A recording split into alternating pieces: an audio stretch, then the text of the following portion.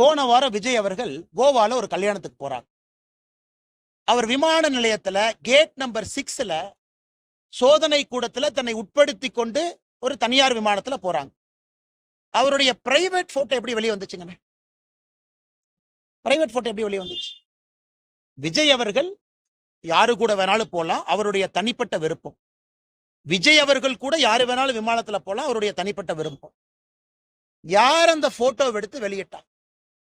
அதனால்தான் நாங்கள் நம்முடைய சிந்தியா அவர்களுக்கு, விமான போக்குவரத்து அமைச்சர் அவருக்கு பாரதிய ஜனதா கட்சி சார்பாக கடிதம் எழுத இருக்கின்றோம். யார் அந்த போட்டோவை எடுத்தாங்க?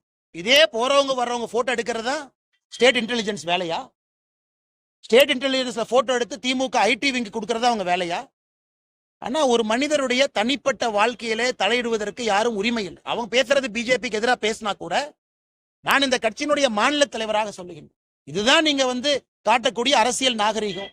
இதுதான் திமுக மக்களை மதிக்கக்கூடிய விதம்.